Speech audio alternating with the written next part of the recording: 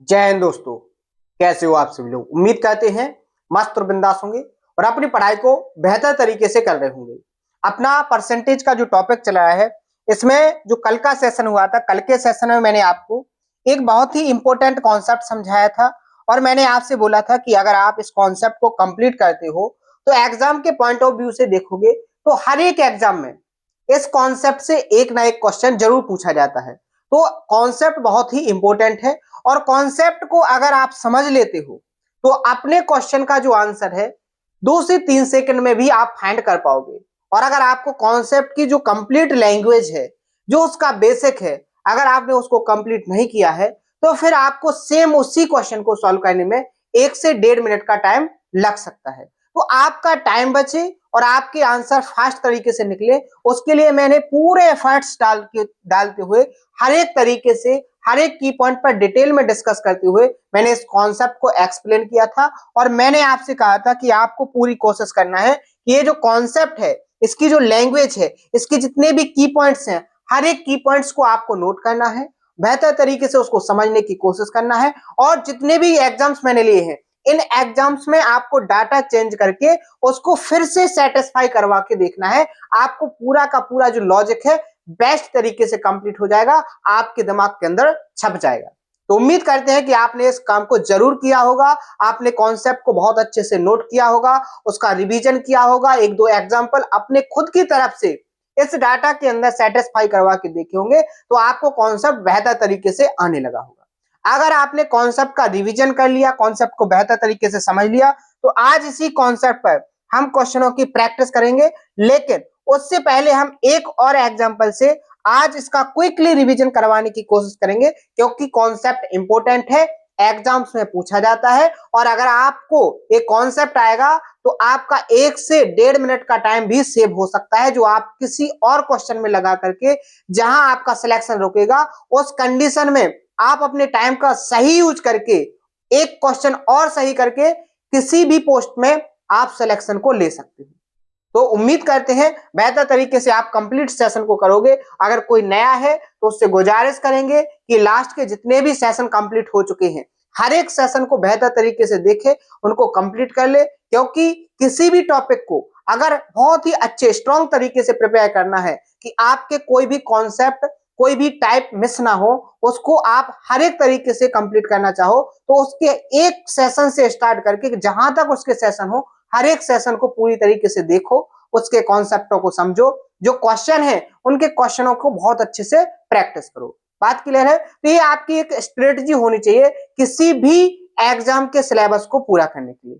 जब आपका syllabus strong होगा तो आप समझ सकते हो कि आपका सिलेक्शन बहुत ही आसान होगा। तो जब आपका सिलेबस कंप्लीट नहीं होगा तो फिर आपका जो सिलेक्शन लेने का सपना है वो केवल सपना ही रहेगा। जो आपके माँ बाप की उम्मीदें हैं वो केवल उम्मीदें ही रहेंगी।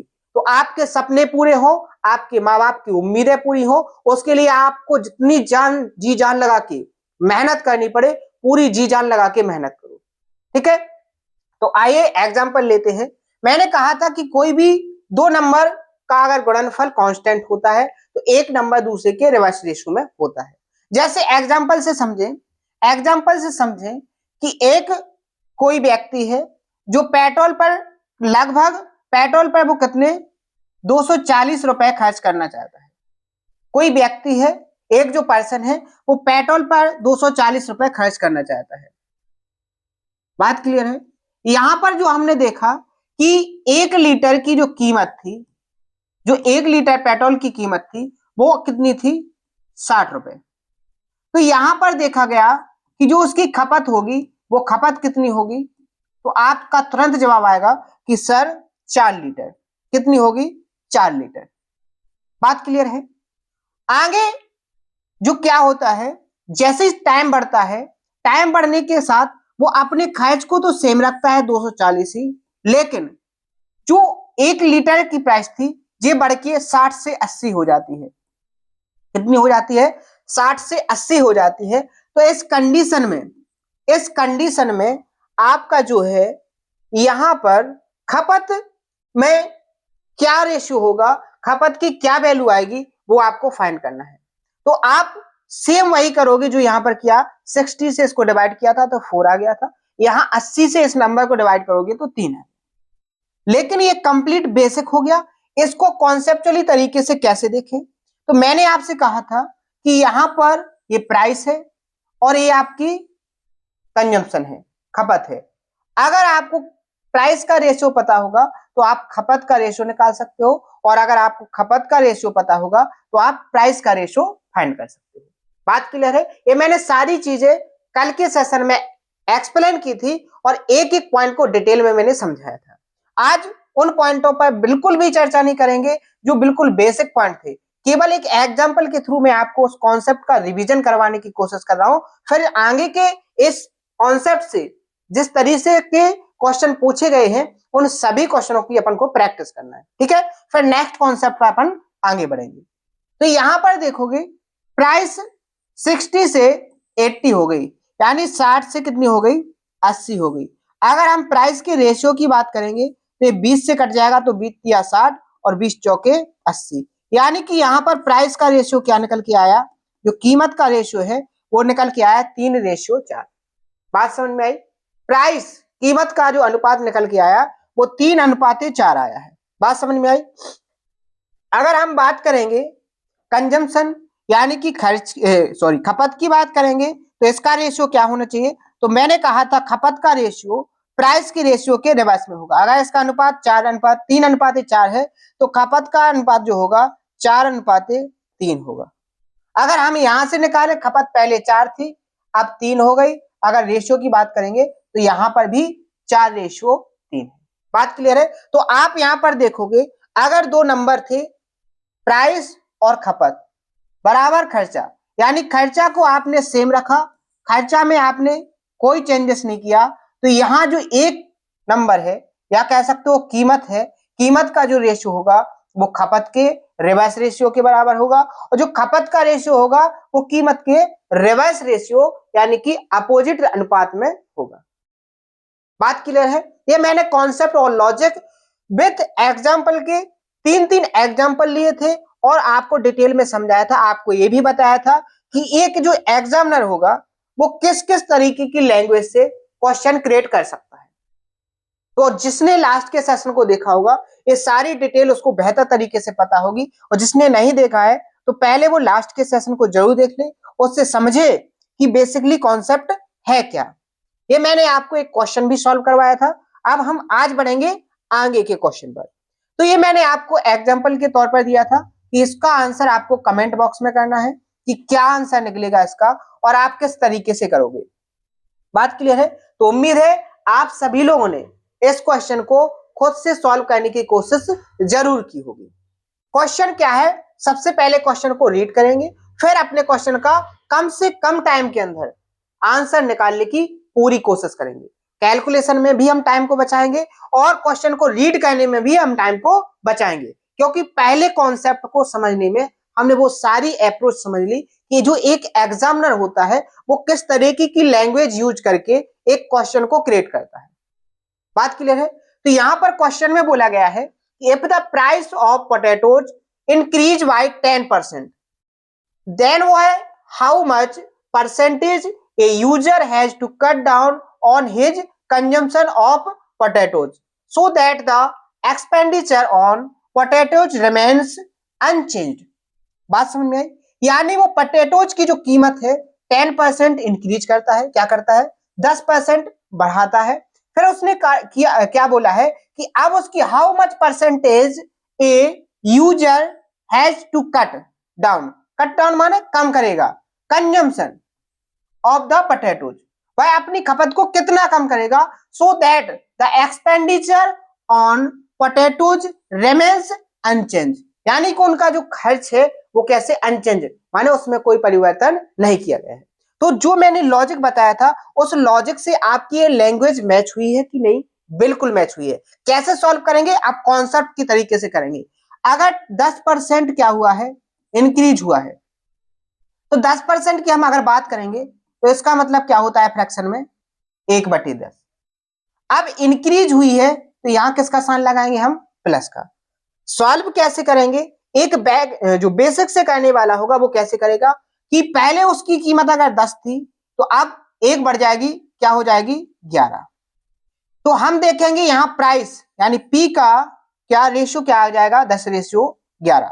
तो यहां पर जो कंजम्पशन होगा यानी सी होगा उसका रेशियो क्या हो जाएगा 11:10। और आपसे पूछा गया है कि कंजम्पशन में कितने प्रतिशत की कमी हो जाएगी। हिंदी में अगर आप देखना चाहो तो आलू की खपत में कितने प्रतिशत की कमी या कटौती करनी होगी। बात समझ में आई? तो देखो 11 से 10 हो गई, कितने की कमी हुई 1 की। बेस किस पर है आपका 11, तो 1/11 और 1/11 का मतलब क्या होता है 9.09%। बात क्लियर है? अगर हम ऑप्शन पर जाएंगे तो यहां पर आपका कहीं पर 9.09 नहीं है, लेकिन इसके नजदीक में आप देखोगे तो ऑप्शन नंबर डी यहां पर क्या हो जाएगा करेक्ट आंसर। यहां पर आपको ये नहीं देखना है कि हमारी कैलकुलेशन कहीं पर मिस्टेक है, थोड़ी बहुत नीचे है डेसिमल में। तो यहां पर जो एग्जामिनर ने नया पैटर्न पकड़ा है वो ये है कि वो डेसिमल में जब भी आपके ऑप्शन आएंगे या डेसिमल में जब भी वो कैलकुलेट करेगा तो अप्रॉक्स कैलकुलेशन को देता है। तो यहां आपको अपने टाइम को खराब नहीं करना है कि आप अपनी कैलकुलेशन को रिवर्स में चेक करने लगो, इसमें आपका टाइम खराब हो जाएगा। जैसे आपका 9.09 आया है और यहाँ ऑप्शन में 9.1 है, यानी कितने का डिफरेंस है 0.01 का डिफरेंस है। इस ऑप्शन और इस ऑप्शन में आपके आंसर और इस ऑप्शन वाले आंसर में 0.01 का डिफरेंस है। यानी आप कह सकते हो कि यहाँ अप्रॉक्स कैलकुलेट ना करके, यहाँ पर एग्जैक्ट कैलकुलेशन ना करके अप्रॉक्स कैलकुलेशन को दिया गया है। बात क्लियर है? एक तो बात आपको यह समझ में आ गई कि परेशान कहां पर नहीं होना है। दूसरी बात, आप एग्जाम हॉल में जब भी हो तो आप इस प्रोसेस को बिल्कुल नहीं करोगे, आप इस प्रोसेस को बिल्कुल भी नहीं करोगे, कतई नहीं करोगे। यहां करोगे तो आपका टाइम खराब होगा। यहां पर भी आपको टाइम बचाने की पूरी कोशिश करना है और कल भी मैंने उसको हिंट किया था। कैसे? यहां पर आप देखो 1 यूनिट की क्या हो रही है वृद्धि, तो यहां पर 1 ही यूनिट की कमी होगी। जी अपन ने कहां से देख लिया, यहां से, क्योंकि जो अपना एक्सपेंडिचर है, जो अपना खर्चा है वो कैसा है सेम है, कोई बदलाव नहीं किया गया। तो यहां पर अब जो बात होने वाली है, लॉजिकल बात जो होने वाली है वो है बेस की। यहां पर आपका बेस 10 था तो यहां पर आपका बेस क्या बनेगा। तो मैंने कल आपको बताया था कि बेस कैसे निकालोगे। मैंने कहा था कि अगर ऊपर वाली वैल्यू माइनस कम हो रही है तो माइनस करना है नीचे वाले बेस में, अगर ऊपर वैल्यू क्या हो रही है ऐड हो रही है, वृद्धि हो रही है, तो नीचे वाले बेस में ऊपर वाली वैल्यू जोड़ देना है। तो 10 में 1 जोड़ोगे तो बेस क्या बन जाएगा 11, और आप देखोगे कितने की कमी हो जाएगी 1/11 यानी 9.09%। क्या आप इस बात को समझ पाए? यानी 1 स्टेप में भी आपका आंसर निकल के आ सकता है और इस कैलकुलेशन को आप अपने माइंड में ही सॉल्व कर सकते हो। यानी इस क्वेश्चन का आंसर आप 2 सेकंड में टिक करके आगे बढ़ सकते हो और जो आप टाइम को बचाओगे वो किसी नेक्स्ट क्वेश्चन में लगा सकते हो। तो आपको आना ही सफिशिएंट नहीं है, बेस्ट तरीके से आप कैसे उस क्वेश्चन को सॉल्व कर रहे हो ये सबसे ज्यादा मैटर करता है। तो बेस्ट तरीके से आपको क्वेश्चन को सॉल्व करना है। करने वाले का आंसर इस तरीके से भी आएगा और इस तरीके से आएगा, इसमें आपका टाइम लगेगा और इसमें आपका टाइम नहीं लगेगा। बात क्लियर है? अगर समझ में आ गया है तो हम बढ़ेंगे नेक्स्ट क्वेश्चन पर। सेम लॉजिक से रिलेट करने वाले क्वेश्चन है और प्रीवियस ईयर क्वेश्चन है। आप कहीं पर भी सर्च करके देखोगे तो आपको एक क्वेश्चन सेम एग्जाम में जिसमें दिए गए थे उन हर एक एग्जाम में, एग्जाम कौन कौन से हैं आपके एसएससी के जितने भी एग्जाम्स होते हैं हर एक एग्जाम को बहुत अच्छे से एनालिसिस किया गया है। आपके स्टेट एग्जाम जितने होते हैं सारे एग्जाम को बहुत अच्छे से एनालिसिस करके पूरा कंटेंट कंपाइल किया गया है। यानी कि 1 टाइम में आप कंप्लीट सिलेबस पढ़ने वाले हो जो हर एक एग्जाम को टारगेट करेगा। क्योंकि बैच का नाम टारगेट बैच 1.0 है, तो टारगेट का मतलब हर एक एग्जाम का सिलेबस कवर होना चाहिए जिससे आपका सिलेक्शन 100% सुनिश्चित हो।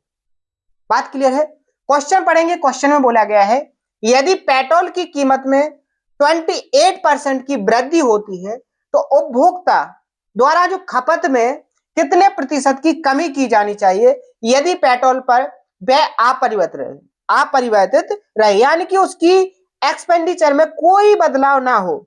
तो यहां पर सिंपल सी बात है, 28% की फ्रैक्शन वैल्यू क्या होगी?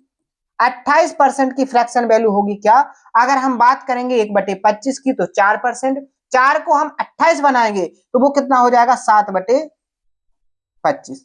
इस बात को समझने में किसी को प्रॉब्लम तो नहीं है? अगर जो सिलेक्शन नहीं लेना चाहता, जो केवल टाइम पास कर रहा है, तो वो ऐसे निकाल लेना, आपकी निकल के इतनी आएगी 7/25। ऐसे करोगे तो आपका टाइम हो गया कंप्लीट और आपका सिलेक्शन भी हो गया।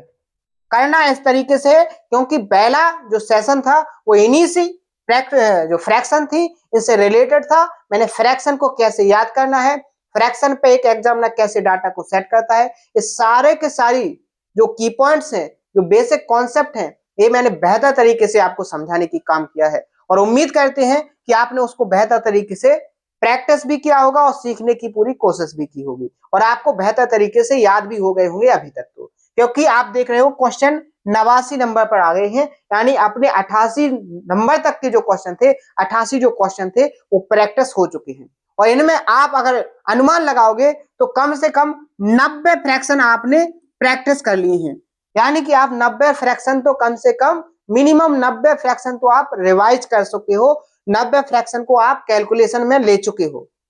तो आप समझो कि फ्रैक्शन कितनी इंपॉर्टेंट है। ठीक है, फ्रैक्शन को आपको बहुत अच्छे से सीखना है।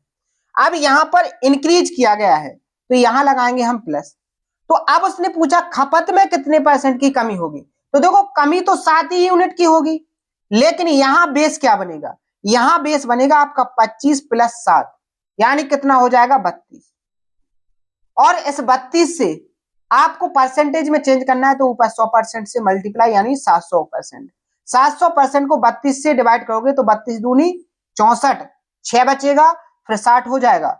32 से कम 32, 60 से आप 32 को घटाओगे, क्या है 60 से आप 32 को घटाओगे तो 28 बचेगा, डेसिमल लगाओगे 0 आ जाएगा। ठीक है, ऐसे आप डिवाइड करोगे तो लगभग 3 अट्ठे 24, 3 अट्ठे 24 और 3 नम 27, लगभग 9 बार तो चला जाएगा, लेकिन 21 पॉइंट, देखो ऑप्शन को आप देखोगे डेसिमल में ऑप्शन नंबर बी ही एक ऐसा ऑप्शन है जो 21.88% है। देखो ये 12 है, ये एलिमिनेट हो गया, ये 20 है, ये एलिमिनेट हो गया, और ये 25 है, यानी ये तो बहुत ज्यादा हो गया, ये भी एलिमिनेट हो गया।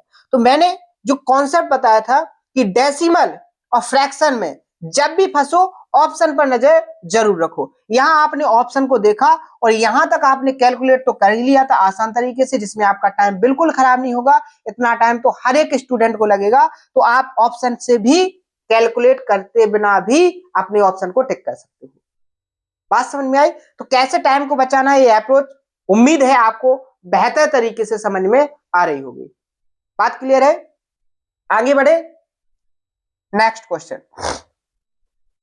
देखो, सेम कॉन्सेप्ट पर मैं आपको 95 नंबर तक के क्वेश्चन प्रैक्टिस करवाने वाला हूं, क्योंकि कॉन्सेप्ट बहुत ज्यादा पॉपुलर है, हर एक एग्जाम में आता है, तो आपसे ये टाइप तो मिस हो ही ना। और ये टाइप इंपॉर्टेंट इसलिए हो गया कि इसको आप 2 से 3 सेकंड में कर सकते हो। अगर आपके एग्जाम में आएगा तो आप इसको 2 से 3 सेकंड में कर सकते हो, यानी कि आपको नंबर भी पूरे मिलेंगे और टाइम भी आपका सेव हो जाएगा। तो ऐसे क्वेश्चन आपसे छूटे ना, इसलिए ज्यादा से ज्यादा प्रैक्टिस करवाने की मेरी कोशिश है। क्या बोला गया है? यदि पेट्रोल की कीमत में 7% की वृद्धि की जाती है, 7% का मतलब क्या होता है? 7/100। अब वृद्धि की जाती है तो प्लस, तो कमी कितने की जाएगी? आगे क्वेश्चन में खपत में कितने प्रतिशत की कमी की जानी चाहिए, तो क्या हो जाएगा? कमी तो 7 यूनिट की होगी, लेकिन बेस चेंज हो जाएगा। यहाँ 7% की वृद्धि, तो 100 में 7 जोड़ेंगे तो 107 बनेगा बेस। परसेंटेज में चेंज करने के लिए 100% से मल्टीप्लाई, यानी 700 को आपको 107 से भाग देना है, यानी कि 700 को देखो 700% को आपको 107 से भाग करना है, तो 6 बार तो जाएगा। ठीक है, अब आपका कितना बचेगा? 7×42, यानी आपका हो जाएगा 700 में से 642 माइनस करोगे तो 58 बचेगा। कितना बचेगा? 58। तो यहाँ 58 आ जाएगा, क्योंकि मैंने ऑप्शन देख लिया था कि यहाँ मिक्स्ड फ्रैक्शन में दिए गए हैं और नीचे 107, ये परसेंटेज में आपका आंसर होना चाहिए। क्या ऑप्शन में आंसर है? बिल्कुल आपका आंसर है, देखो पहले वाला ऑप्शन क्या हो जाएगा यहाँ पर? Correct answer. ठीक है, बात क्लियर है यहां तक? आपसे कैसे भी डाटा दे दिया जाए आप करोगे सेकंडों में। ठीक है, आगे बढ़ जाएं। नेक्स्ट क्वेश्चन क्या बोला गया है? एक व्यक्ति है, चीनी की खपत 42.84% बढ़ा देता है, तो उसकी खपत में कितने परसेंट की कमी की जाती है, ये आपको बताना है। अब यहां पर एक स्टूडेंट होगा, वो फंसेगा कहां पर? इस डाटा में। इस डाटा में वो स्टूडेंट फंस जाएगा। वो समझेगा वो इसको कैसे कैलकुलेट करेगा। देखो साइड में मैं आपको दिखाने की कोशिश, वो इसकी ऐसे फ्रैक्शन निकालेगा इस तरीके से, इसको हटाएगा 2 जीरो नीचे, फिर इसको कैलकुलेट करेगा, 4 से काटेगा, फिर 4 से काटेगा, ऐसे काटते काटते अपना 2 से 3 मिनट का टाइम क्या करेगा? खराब करेगा। ये वो टाइम अपना खराब करेगा इस काम को करके। मैंने क्या कहा था? आपको डाटा को ऑब्जर्व करना है, आपको इतनी प्रैक्टिस करना है कि आप इस डाटा को समझ सको कि बेसिकली ये डाटा दिया क्या गया है, इस डाटा से हम कर क्या सकते हैं। क्या हमारे माइंड में इस तरीके का कोई और डाटा है? बिल्कुल आपके माइंड में डाटा होगा। कौन सा डाटा? आपने एक डाटा बहुत अच्छे से रिवाइज किया है, प्रैक्टिस किया होगा 1/7, यानी ये हुआ है 14.28%। और आप इसको देखोगे 14 का 3 गुना करोगे तो 42 हो जाएगा, और 28 का 3 गुना करोगे तो 84 यानी 84%। तो आप यहाँ पर देखोगे ये इसका कितने गुना है? 3 गुना। तो आप यहाँ पर देखोगे ये भी 1/7 का 3 गुना करोगे तो 3/7, यानी इसकी जो फ्रैक्शन वैल्यू होगी वो 3/7 हो जाएगी। वृद्धि की गई तो प्लस लगा दोगे। अब कमी कितने की जाएगी? कमी 3 की जाएगी, लेकिन बेस क्या हो जाएगा? 7 और 3 10। परसेंटेज में चेंज करोगे 100% से मल्टीप्लाई, 10 से 100% को काटोगे 10%, और 10 का 3 में मल्टीप्लाई करोगे तो 30%। माइनस चिन्ह ये बताता है कि आपकी कमी की गई है, प्लस चिन्ह आपको ये बताएगा कि इसमें इसकी वृद्धि की गई है। बात क्लियर है? इंक्रीज, प्लस पर इंक्रीज है और माइनस पर डिक्रीज है, यानी ऑप्शन नंबर यहाँ पर सी आपका देखते ही करेक्ट आंसर हो जाएगा। आपको कोई टाइम नहीं लगेगा, आप देखते ही इसको सॉल्व कर लोगे। बात क्लियर है? इसका आंसर आप लोग कमेंट बॉक्स में दो। क्या होगा? आपको इसका सॉल्यूशन फाइंड करने के लिए 1 मिनट का टाइम दिया जाता है, जबकि इसको करना तो केवल 5 से 10 सेकंड में है। करना इसको 5 से 10 सेकंड में है, लेकिन आपको पूरा 1 मिनट दिया जाता है। आप इसको सॉल्व करके बताइए। आंसर तुरंत कमेंट में कीजिए।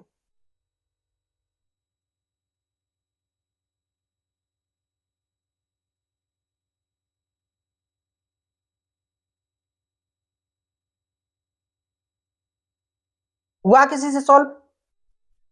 हुआ किसी से सॉल्व? अगर नहीं हुआ है तो परेशान नहीं होना है। यहां केवल लैंग्वेज को चेंज किया गया है, लैंग्वेज को बदला गया है। बस लैंग्वेज समझ लो, क्वेश्चन आपके सेकंडों में निकलेंगे। यहां पर क्या बोला गया है कि चावल अब कितने के हैं? 29 रुपए प्रति किलो बिक रहा है। चावल अब का मतलब बहुत ध्यान से समझो, इस अब शब्द ने बहुत ज्यादा कुछ बदल दिया है। अब माने प्रेजेंट में चावल 29 रुपए प्रति किलो के हिसाब से बिक रहा है। पिछले महीने इसकी कीमत 25 थी, तो यहां पर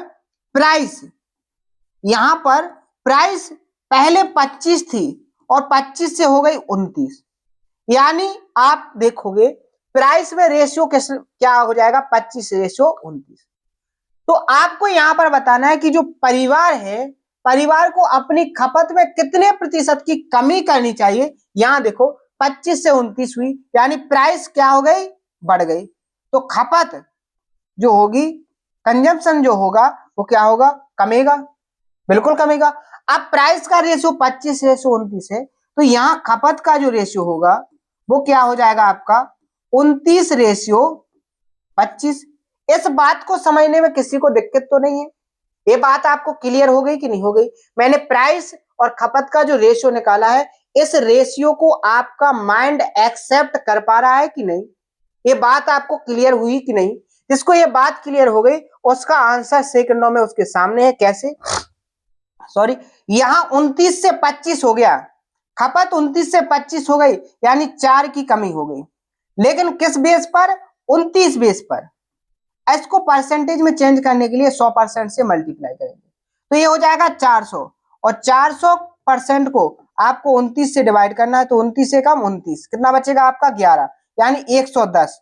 अगर ये 30 होता तो 4 बार में कितना होता है 120, यानी 3 बार और भाग जाएगा 13। अब यहाँ डेसिमल में फंस रहे ऑप्शन को देख लो, एग्जैक्ट चाहिए आपको, क्या चाहिए निकटतम। देखो यहाँ पर इंटीजर में चाहिए, तो यहाँ 13%, कितना आ रहा 13%, 13% यानी इंटीजर में ऑप्शन नंबर 13 दशमलव कुछ आएगा, तो एग्जैक्ट में ये क्या हो जाएगा 13%।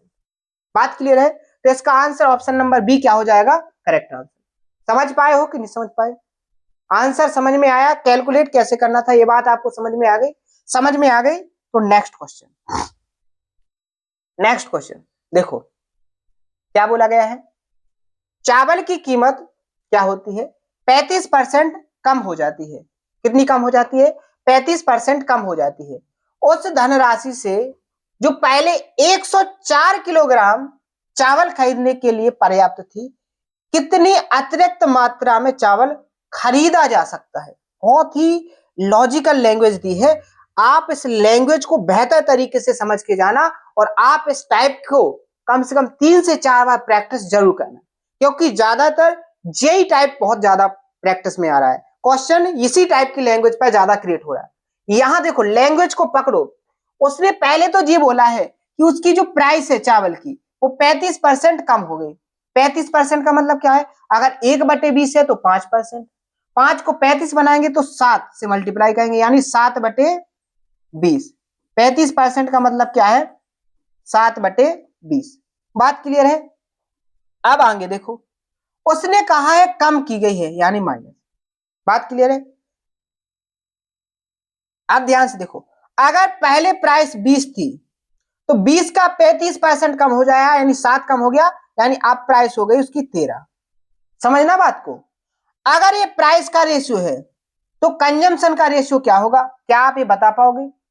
क्या आप ये फाइंड कर पाओगे कि कंजम्पशन का रेशियो क्या होगा, जो खपत है उसका रेशियो क्या होगा? तो आप तुरंत बोलोगे कि सर हम कॉन्सेप्ट पढ़ चुके हैं कि अगर कोई एक वैल्यू फिक्स है 2 नंबर के मल्टीप्लाई करने पर, तो एक नंबर की जो वैल्यू होगी दूसरे नंबर के रिवर्स रेशियो में होगी। अगर यहाँ प्राइस इनटू कंजम्पशन बराबर खर्चा है और खर्चा दोनों कंडीशन में सेम है, तो जो प्राइस का रेशियो होगा कंजम्पशन उसके अपोजिट रेशियो में होगा, यानी 13/20 हो जाएगा। अब उसने कहा है, उसकी जो लैंग्वेज है उसको पकड़ो, उसने इस बात को बोला है कि पहले उस धनराशि से जो पहले, कब पहले 104 किलोग्राम चावल खरीदने के लिए पर्याप्त थी, यानी पहले जो उसका कंजम्पशन था वो कितना था 104 किलोग्राम, लेकिन कंजम्पशन यूनिट में तो है 13 यूनिट। 13 यूनिट की वैल्यू 104 के बराबर है, यानी अगर ये 13 यूनिट खर्च कर रहा था तो वो 104 केजी के बराबर था। कितने गुना? 8 गुना। तो वो कह रहा है कि कितनी अतिरिक्त मात्रा में चावल और खरीदा जा सकता है जब उसकी प्राइस कम हो जाएगी। तो आपको ऐसे नहीं करना है कि आप यहां प्रेजेंट टाइम की क्या निकालो, इसको भी 8 गुना करो तो कितना हो जाएगा आपका 160 केजी, फिर इन दोनों का डिफरेंस लो तो कितनी डिफरेंस आ जाएगा 56, यानी अब अतिरिक्त मात्रा कितनी हो रही है आपकी 56 केजी। तो इस तरीके से आंसर आएगा। लेकिन मैं आपसे क्या बोलूंगा, आप इसको ना करते हुए 8 गुना हो रहा है तो आप देखो 13 से 20 पर गए तो कितने की कमी? 7 की कमी। इसको कितने गुना करेंगे हम? 8 गुना। तो आंसर कितना आ जाएगा 56। ये कैलकुलेशन आपके मान में हो जाएगी और ऑप्शन नंबर सी यहां पर क्या हो जाएगा आपका करेक्ट आंसर। बात क्लियर है? समझ गए? समझ में आया कि कैलकुलेशन कैसे करना है, टाइम को कैसे बचाना है। देखो मेहनत से जो पढ़ रहा होगा उसको मेरी एक एक बात बेहतर तरीके से समझ में आ रही होगी और उसके अंदर का जो इंप्रूवमेंट होगा वो उससे वो खुद फील कर रहा होगा, खुद में इतना कॉन्फिडेंट होगा कि हाँ जिस पॉइंट पर हमें काम करना चाहिए वो एक एक पॉइंट हम उसको डिस्कस करते हुए बता रहे हैं कि आपको कैलकुलेशन को कैसे बचाना है, आप कैलकुलेशन को किस तरीके से कम टाइम में कर सकते हो। हर एक अप्रोच को मैं एक रियल एक्सपीरियंस से आपको समझाने की कोशिश कर रहा हूं।